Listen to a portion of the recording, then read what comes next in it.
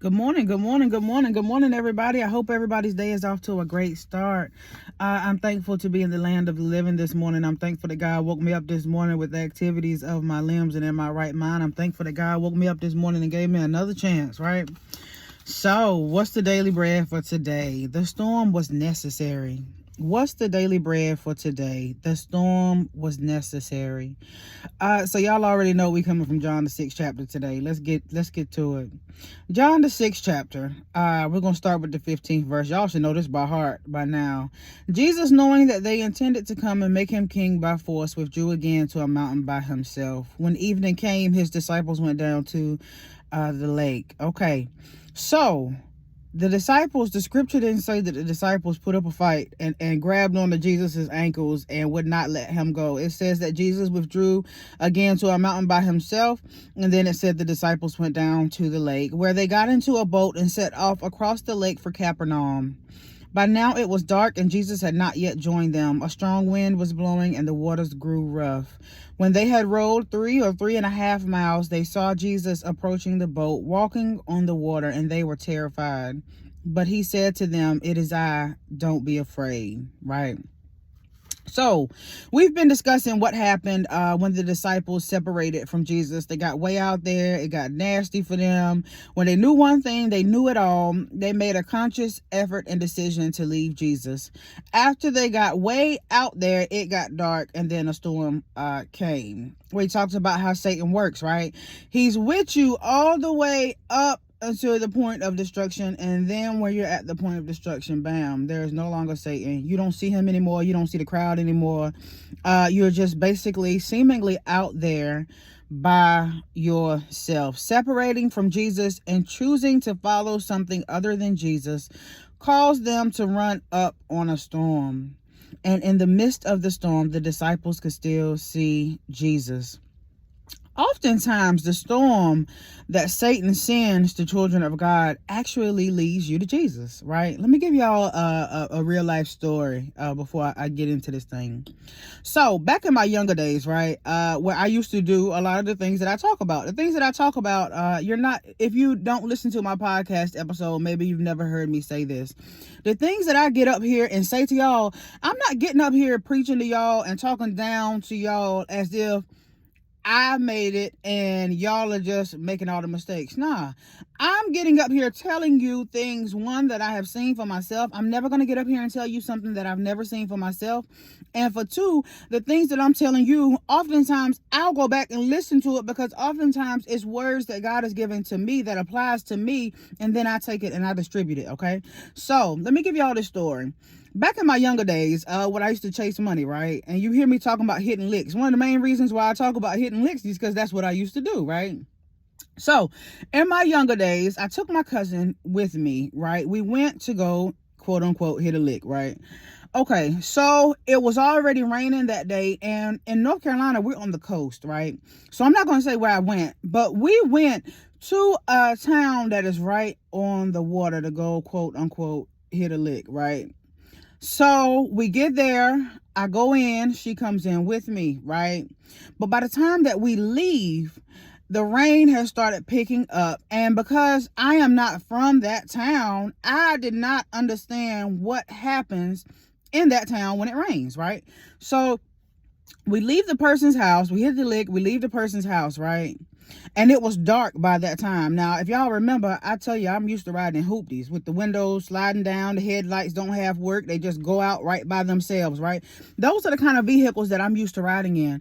So we left this person's house, and it was dark, and it had been raining, okay? Well, in the parking lot of that person's house, there was a little bit of water, right? But it was not a lot, right?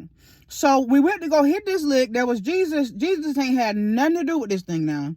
There was nothing ministry affiliated with this mission that we went on. It had nothing to do with Jesus, nothing to do with God. God ain't had no parts of that mess that I was doing at the time, right? So we leave. I turn the lights on, and I see water on the ground, but it's not that much water, right? So after I back out the parking lot of this person's house, right? And I back up and I get ready to leave. As I leave, I'm not familiar with that town, and I'm not familiar with what happens when it rains there.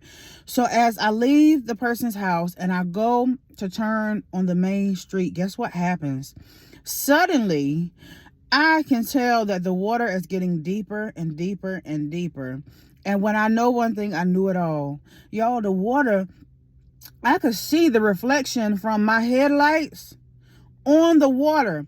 Like basically in this town, in that development, when it rains, the water stands. They're on the water, so the water stands and it goes deep. If you're not from there, you don't know which turn not to take. You don't know which streets flood. You don't know that stuff.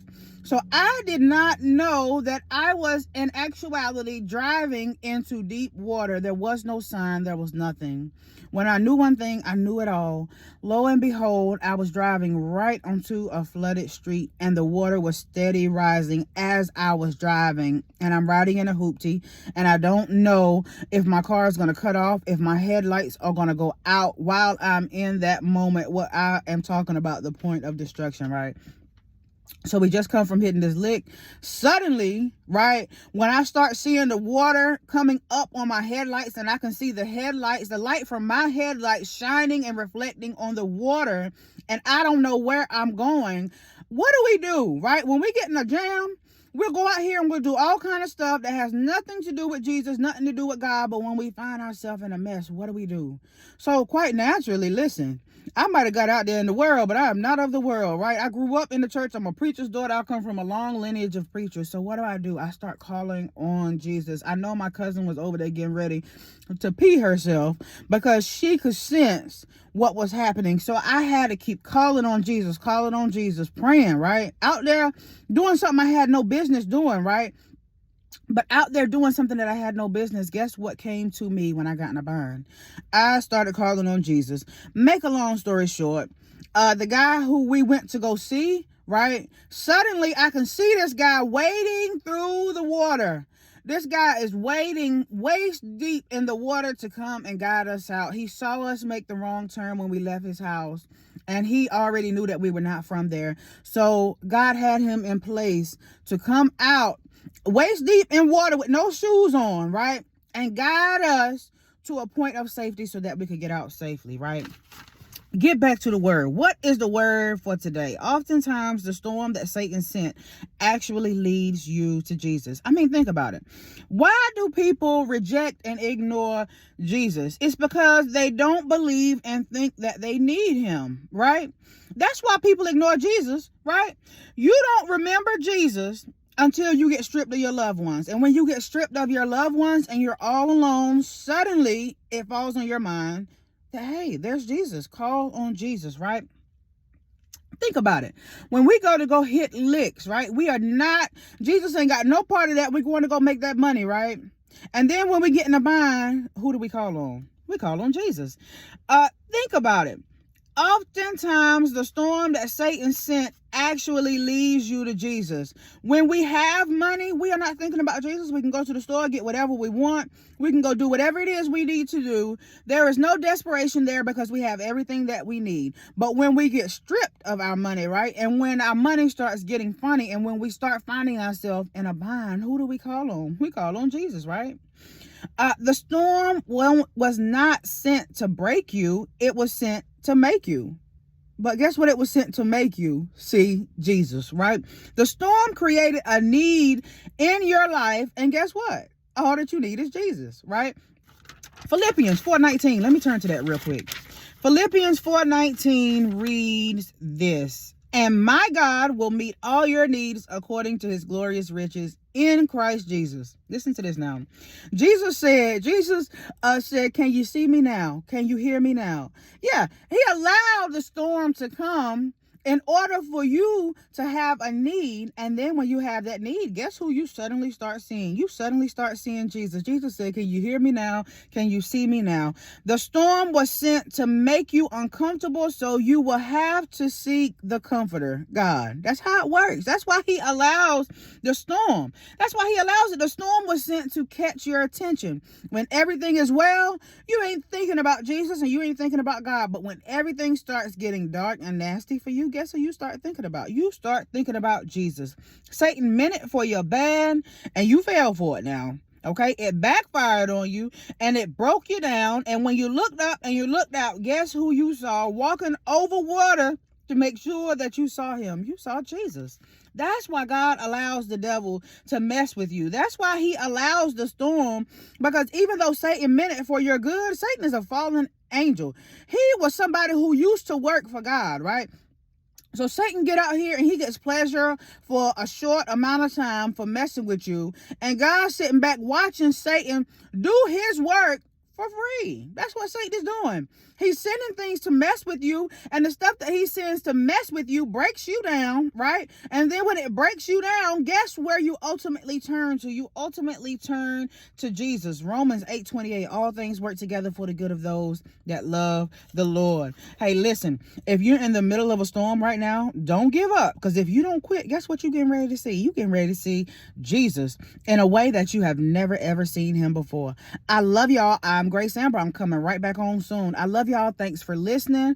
Hey, we're going to be in John the 6th chapter probably for the rest of the week. And who knows? It might even be next week too. I love y'all. If you're in the middle of a storm, don't quit. Because guess what?